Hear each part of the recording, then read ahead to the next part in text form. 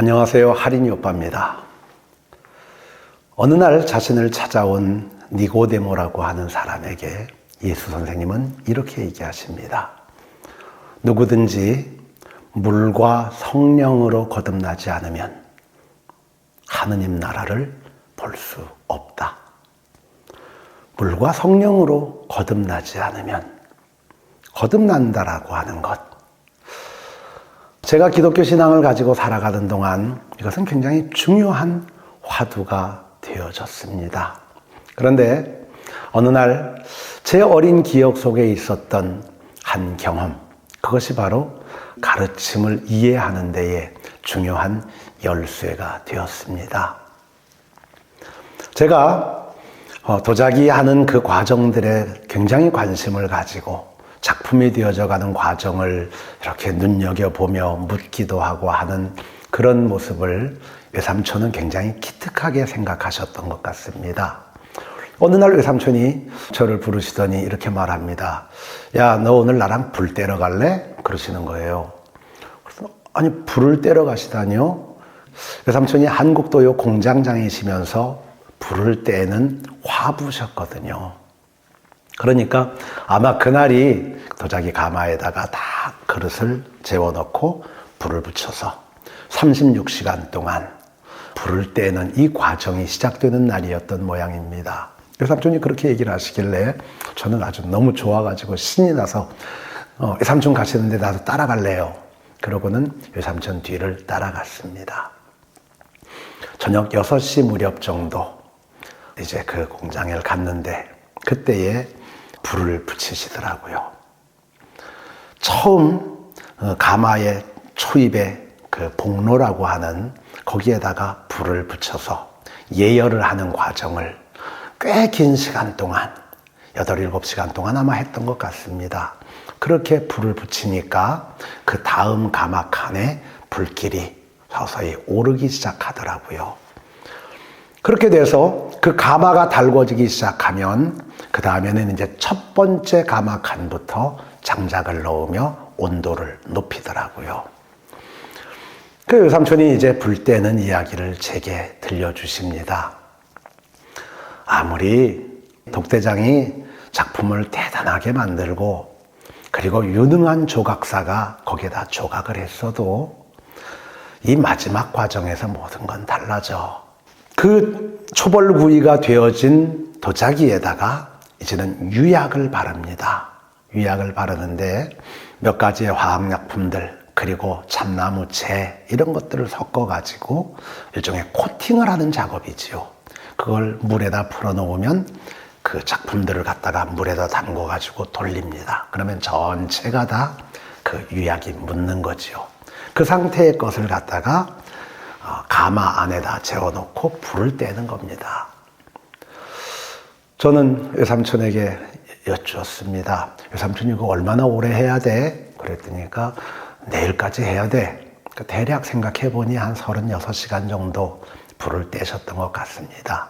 처음 복로에 불을 붙이면서부터 마지막 8번째 가마 칸까지 다 불을 완전히 뗄 때까지 그 긴 시간이 걸리더라고요. 그러니까 저는 그 불 떼는 과정을 다 지켜볼 수가 없었습니다. 졸려가지고요. 그래서 밤 10시쯤 되어서 집이 멀지 않았으니까 저는 집으로 돌아와서 잠을 자게 됐지요.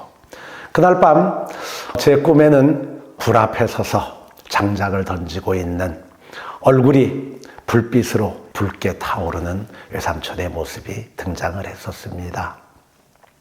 학교를 갔다가 방과 후에 곧바로 저는 외삼촌이 불을 떼고 있는 가마 칸으로 갔습니다. 외삼촌은 이미 몸이 많이 힘겨워 보이셨습니다. 가마 칸 옆쪽에는 커다란 고무통이 있고 거기에는 물이 있는데 몸에 열이 너무 심하게 오르면 그냥 물속에 들어가서 한참 계시다가 또 나와가지고 장작을 던지고 제가 외삼촌께 여쭈었죠. 외삼촌 어젯밤에 어떻게 잤어? 그랬더니까 저를 쳐다보시면 잠 안 잤지? 잠을 안 자고 24시간도 아닌 36시간가량 꼬박 그 가마 칸 앞에서 불을 지키고 있는 거죠. 불의 색깔을 보고 불의 온도를 측정하고 그리고 불의 온도가 낮다라고 생각되는 곳에 장작을 던져 넣어서 다시 불의 온도를 높이고 이런 과정들을 반복해 하셨던 겁니다. 그렇게 해서 마지막 8칸까지 제가 이렇게 지켜보고 있는 가운데서 불 떼는 작업은 다 끝이 났습니다. 그래서 이제 다 끝난 거야? 그랬더니까 외삼촌이 아니야, 이제 마지막 과정이 남았지. 봤더니 마지막 과정 뭔가 했더니 마지막 8칸째까지 모두 불을 다 떼고 난 그 상태, 온도를 1300도까지 완전히 가마칸 전체가 올라간 상태, 그 상태에서 마지막 작업이 남아있더라고요. 그 작업이 무엇이냐? 흔히 화학적인 용어로 설명을 하자면 환원작용이 일어나는, 환원을 걸어야 하는 작업이 남아있는 겁니다. 어떻게 하는가 봤더니 맨 입구 복로에서부터 구멍을 막기 시작합니다. 다 구멍을 막더라고요. 흙을 해가지고 흙벽돌을 놓고 차곡차곡. 그래서 복로부터 구멍을 막고 첫 번째 칸에 구멍도 막고 두 번째 칸 막고 세 번째, 네 번째, 다섯 번째 쭉 모든 칸에 산소가 공급되어지는 작은 구멍 하나조차도 모두 흙으로 발라가지고 완전히 밀봉을 해버리더군요. 저는 외삼촌이 하는 일이 잘 이해가 되진 않았죠. 불을 뗐으면 유약이 녹아내려갖고 비색이 나오는 게 아닌가. 그런데 이 마지막 과정, 모든 공기를 다 차단하는 과정, 이 과정이 핵심이라는 겁니다. 산소 공급이 차단되고 나면 이 도자기 흙 안에 있었던 철분 성분, 이 안에 포함되어 있던 산소를 불이 타기 위하여 산소를 끌어내는데 그 작품 속에 간직하고 있던 산소 성분을 모두 뽑아내는 작업, 완전히 질식을 시켜버리는 거죠. 산소가 완전히 소진되어지는 상태까지 만들어 놓는 그 과정, 산화 과정에서 환원 과정으로 이렇게 돌려놓는 이 과정이 바로 청자의 비색을 내는 과정이라고 하시는 겁니다. 저는 이렇게 목을 만졌습니다. 숨을 쉴 수 없는 질식되는 상태의 느낌. 아, 완전히 죽어야 새로운 작품으로 태어나는 거구나. 그때의 느낌이었습니다. 외삼촌은 그렇게 해서 완전히 밀봉을 시키고 난 이후 정리를 하시더니 이제 됐다, 가자. 그러셔가지고 외삼촌의 손을 잡고 돌아왔습니다. 한 3일쯤 뒤 외삼촌은 그 가마를 열었고요. 그 안에는 흙으로 들어갔던 그 물건들이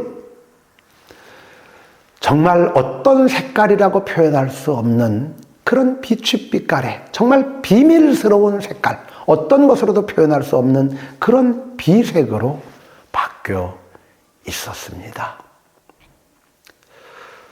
삼촌은 이제 하나씩 하나씩 작품을 꺼내며 구분해 놓습니다. 삼촌이 생각했던 그 색깔이 나온 작품, 그게 제대로 되지 않은 작품, 이런 것들을 구분하고 제대로 삼촌의 기대치에 오르지 못한 작품들은 뒤쪽에 가지고 가가지고 깨는 파기장이 있더라고요. 망치로 깨버리더라고요. 딱 깼는데 쨍그랑 하는 그 소리, 이건 유리가 깨지는 소리와 똑같았습니다. 그리고 그 흙의 모양은 더 이상 흙빛이 아니라 하얀 빛깔의 사기 색깔로 바뀌어 있더라는 거죠. 그 장면을 떠올리며 예수 선생님께서 얘기하셨던 너희가 물과 성령으로 거듭나지 않으면 하느님 나라를 볼 수 없다. 그 말이 무슨 뜻인지 이해가 되기 시작했습니다. 흙이 다 제대로 준비되어지고 나면 그 다음에 성형사의 손에 의하여 물을 묻혀가며 성형을 하는 과정, 그릇을 만드는 과정, 그 과정이 바로 물로 빚어지는 과정이고, 그리고 그 흙이 1300도의 불에 들어가서 완전히 자기가 품고 있었던 성질, 그 모든 것을 불에 태워버리고 완전히 체질이 바뀌어져서 새로운 존재로 태어나는 그 순간이 바로 성령으로 거듭나는 과정이라는 생각이 들어졌습니다. 그렇게 해서 걸작은 태어나더라는 것입니다. 내가 가지고 있는 재주, 내가 가지고 있는 실력, 이것으로 내가 걸작이 되지 않더라는 겁니다. 나를 위대한 작품으로 만들어주시는 그 존재, 우리는 그를 스승이라고 부릅니다. 그 존재에 의하여 나의 그릇, 나의 작품이 만들어지고 그 존재에 의하여 나의 존재가 완전히 부정되어지는 무의 상태, 무상으로 돌아갔을 때 비로소 나는 내가 상상하는 것보다 더 큰 존재로서의 작품으로 다시 태어난다는 생각이 들어졌습니다. 완전히 죽지 않고는 새로운 존재로 태어날 수 없다는 것, 거듭난다는 것. 오래전 제 옆집에 사시던 어떤 분이 저를 붙잡고 맨날 물었던 적이 있습니다. 형제님, 거듭나십시오. 나는 오늘 이 아침 제가 하는 이 와바 삼무곡 방송을 들으시는 분들에게 들려드리고 싶습니다. 스승의 손에 의하여 거듭나십시오.